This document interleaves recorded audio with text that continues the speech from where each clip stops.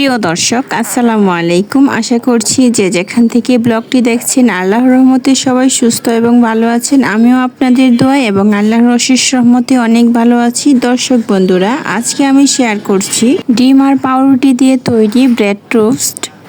খুব জোরে খিদে পেলে ঝটপট এটা বানিয়ে নিতে পারেন। এত অপূর্ব খেতে হয়, মন ভরে যাবে।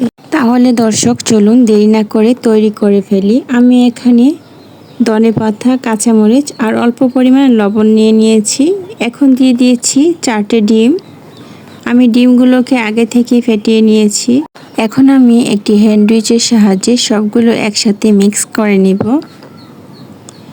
যতক্ষণ না মিক্স হচ্ছে আমি এই হ্যান্ডউইচের সাহায্যে নেড়ে যাব। আপনারা চাইলে এই কাজটা চামচ দিয়ে বা হাত দিয়েও করে নিতে পারবেন। এখন পুরোপুরি মিক্স হয়ে গিয়েছে। চুলায় একটি প্যান বসিয়ে দিলাম, দিয়ে দিচ্ছি পরিমাণ মতো তেল। এখন আমি একটি করে ব্রেড ডিমের মধ্যে এভাবে চুবিয়ে নেব।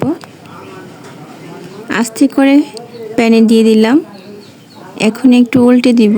বাসায় পাউরুটি থাকলে এই নাস্তাটা খুব সহজেই তৈরি করে নিতে পারবেন। দেখতে কতটা লোভনীয় লাগছে। এখন আমি আরও একটি টোস্ট ভেজে নিব। আমি এখানে ধনেপাতা আর কাঁচামরিচ ব্যবহার করেছি। আপনারা চাইলে পেঁয়াজও ব্যবহার করতে পারেন। আর যারা জাল টোস্ট পছন্দ করেন না তারা চিনি দিয়েও তৈরি করতে পারেন।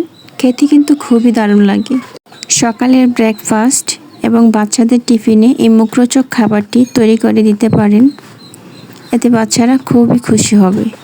আশা করছি আজকের রেসিপি আপনাদের কাছে ভালো লেগেছে। ভালো লেগে থাকলে লাইক, কমেন্ট, শেয়ার করতে ভুলবেন না। ধন্যবাদ সবাইকে। আসসালামু আলাইকুম।